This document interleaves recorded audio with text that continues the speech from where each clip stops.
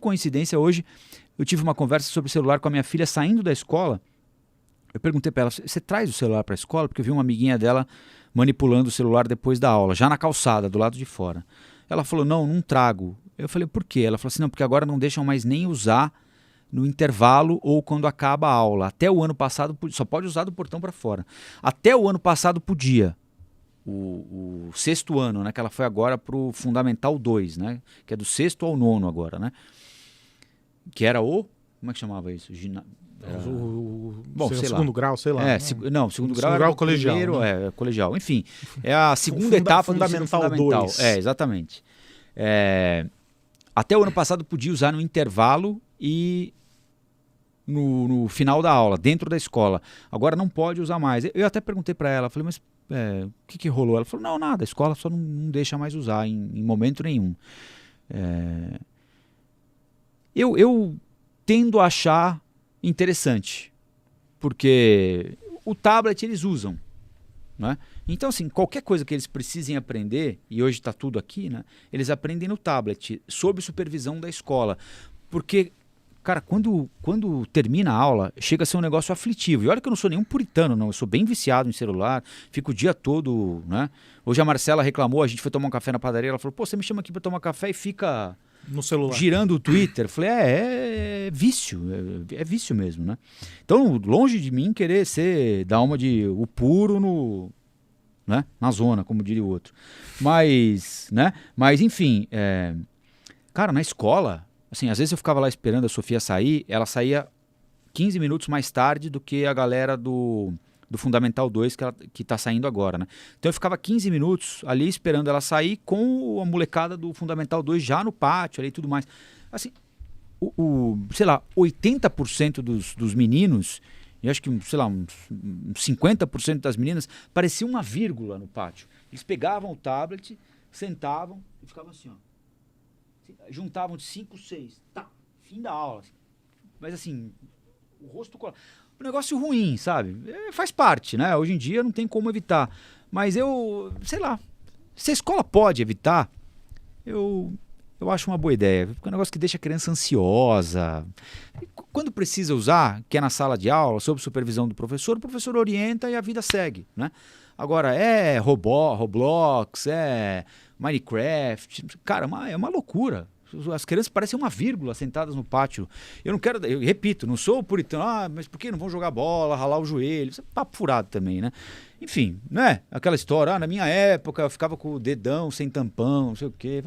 Também né? Não é essa coisa meio saudosista, porque a gente pegava o violão, ficava lá.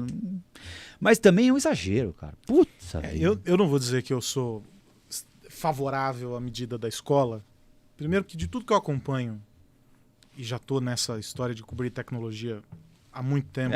Aliás, é importante lembrar as pessoas disso aqui. O Aros é especialista nesse segmento, gosta e conhece muito, né, Aros? E assim, a gente, recentemente lá na MIT Technology Review Brasil, a gente fez um podcast falando sobre a educação e como tem havido um processo importante de mudança na maneira como as tecnologias, e aí vamos colocar as tecnologias no plural, que é um universo delas, têm sido incorporadas ao cotidiano nas escolas.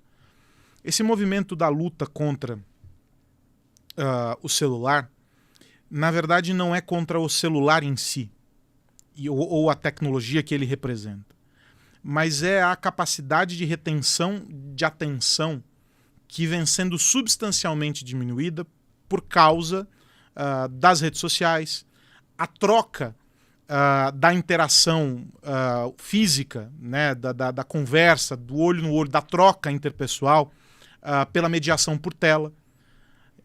Às vezes não é incomum você chegar numa turma de crianças, adolescentes, e eles estarem todos olhando para o celular. Sim. E às vezes até conversando em grupo onde eles todos estão. E existe e com outros que não estão ali naquele lugar, naquele momento, mas a conversa se dá naquele ambiente. Há uma troca da experiência do físico pela experiência do digital.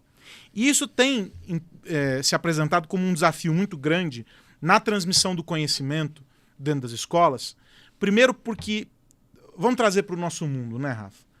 nós tivemos de fazer mudanças importantes ao longo dos últimos anos na maneira como a gente comunica, como a gente informa. O jeito de fazer notícia foi sendo alterado ao longo dos anos porque as pessoas passaram a consumir a informação de jeitos diferentes. Me refiro à plataforma, mas me refiro à linguagem. Hoje, boa parte da informação em uma notícia que é publicada no Instagram, por exemplo, não está na legenda. Ela ou está no vídeo, como um texto legenda do vídeo, ou ela está num card na imagem com o texto que aparece ali sobreposto, né, sobrepondo a foto. Porque as pessoas não param para ler. Né? Os vídeos foram diminuindo consideravelmente o tempo de duração. Então, conteúdos absolutamente extensos foram sendo reduzidos para caber em 1 minuto e meio, 2 minutos e tanto. E já é muito. E aí passa. Então, essa ideia da ansiedade, do preciso, não consigo parar para ver, isso foi transportado para a sala de aula. E aí a gente pensa o seguinte, uma aula dura o quê? 50 minutos? Por aí. São 50 minutos. O camarada está acostumado a ver alguém falar por 1 minuto e ele troca. Outro minuto e eu troco. TikTok. 15 segundos e eu arrasto para cima. 20 segundos e eu arrasto para cima. Ah, não quero esse. E eu pulo. Tanto é que tem uma expressão hoje, né? Foi de arrasta. Foi de arrasta. Foi de arrasta. Já era. Como é que eu vou convencer o cara que tem o cérebro dele processado para essa dinâmica do arrasta para cima, arrasta para cima, arrasta para cima, que ele tem que ficar parado, sentado num lugar, olhando para uma pessoa falar sobre o mesmo tema por 50 minutos. Não tem dancinha, não tem música viral. Afluentes do Rio Amazonas. Não tem, né? o cara não é um mostrando, qualquer, fazendo né? equação, fórmula de Bhaskara. Então veja, há uma discrepância entre a forma como as pessoas hoje, essa geração, assimila o conhecimento e aquilo que a gente entende como jeito de transmitir o conhecimento dentro da escola. Então veja, não se trata de usar o celular ou inserir o tablet, ou o Roblox, ou qualquer coisa. Se trata de entender de que maneira se dá o processo de transmissão do conhecimento e como se dá o processo de apreensão desse conhecimento. Talvez a redução do tempo, intervalos, uma linguagem diferente, etc. Ah, mas isso vai desconstruir, porque a escola não é isso. Óbvio, é preciso debruçar-se sobre esse assunto e refletir. Mas, na minha visão, lutar contra o celular dentro da escola só vai criar, se isso não for acompanhado de uma mudança no todo da vida dessa molecada, só vai criar um ambiente de mais ansiedade, de mais irritabilidade dali dentro. A dispersão vai se dar por qualquer outro motivo. Ela vai acontecer. E é uma substituição de uma tela por outra, porque inegavelmente a educação vai passar por isso. Porque não adianta ele proibir o celular dentro da escola e a lição de casa ser enviada por um aplicativo que o cara vai ter que usar dentro do celular ou do tablet. Sim. Eu participei, há uns anos atrás, de um processo que foi a implantação de uma turma 100% digital em um colégio aqui da Vila Mariana. E eu acompanhei essa primeira turma e fiz algumas matérias e tal, e foi muito interessante o processo. Mas havia ali uma ideia de que os elementos do digital seriam incorporados sem que houvesse a substituição daquilo que era o físico. E veja, não é o real, porque o contrário do digital não é o mundo real. Sim. É o mundo físico, porque o mundo digital também é real. Aquilo está acontecendo de fato. Então é importante isso. Ah, porque não é áudio virtual. Ao contrário do virtual, não é. É o físico e o digital, porque os dois estão existindo. Os dois acontecem. E a proposta dele era o seguinte, é preciso aprender a escrever. Tem gente que se você der um papel na mão, a pessoa não sabe escrever um bilhete. Pega a caneta de cabeça para baixo, né? Não consegue, porque não tem mais esse processo motor que é importante para ser desenvolvido. Mas o caso do celular e a questão da atenção é porque há um mundo paralelo acontecendo enquanto a aula se dá. E este é o grande inimigo. O capital de maior valor do nosso tempo é a atenção. Ele vale mais do que qualquer coisa. A gente está aqui disputando a sua atenção com outros milhares de janelinhas que estão abrindo, pop-ups que estão chegando no teu celular, abas no seu navegador. Talvez você esteja fazendo outras coisas enquanto você está nos acompanhando. E a nossa disputa é trazer você para investir em nós esse seu capital, que é a atenção. O professor faz isso com 50, 30 pessoas dentro da sala de aula. E adolescente, né? Pré-adolescente. Ou os caras com estão um grau de cabeça... dificuldade ainda maior. E aí, o que é preciso, e a gente discutiu isso nesse podcast, tá disponível no Spotify, tá lá no site da Technology Review, é uma discussão muito interessante sobre como a gente vai trazer isso. Como é que a gente vai discutir com as crianças sobre história, sobre geografia, sobre matemática, sobre língua portuguesa, né, no caso do estudo lá em língua inglesa, se a gente faz isso no mundo hoje por meio de algoritmos. Eu preciso trazer os algoritmos para dentro. Se a linguagem hoje é em 1 minuto e meio dentro de um modelo algorítmico que o TikTok impõe, vamos trazer isso como recurso para dentro da sala de aula. Os professores que melhor conseguem fazer isso, melhor conseguiram fazer essa adaptação, entendendo qual é a linguagem que o aluno fala, são aqueles mais bem-sucedidos nesse processo. Não se trata da ferramenta, mas é de entender o que a geração impõe para você.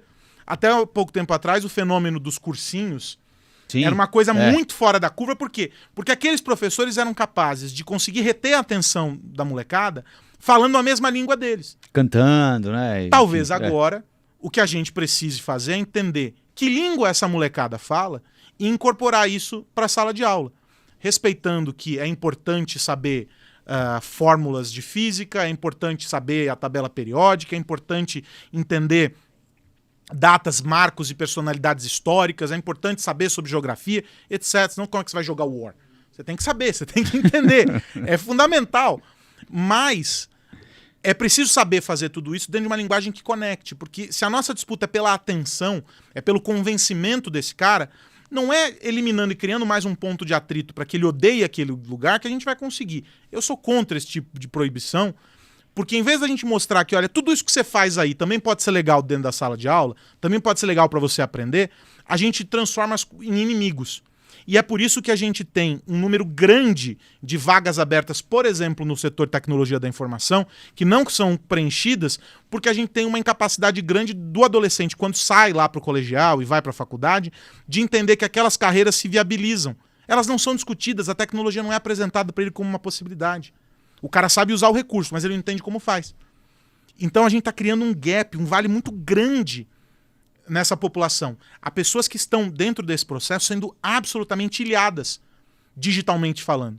E isso é muito ruim. A gente fala sobre a chegada da inteligência artificial, trazer a inteligência artificial para dentro da escola, por exemplo, permitir que o aluno use o chat GPT para construir uma redação, não é um crime de morte, desde que a gente saiba de que maneira o chat GPT está sendo Até utilizado. porque ele vai fazer isso na hora que sair dali, né? É isso. Como é que eu vou... É tapar o sol com a peneira, proibir o celular na escola se ele não vai ter limite nenhum em casa.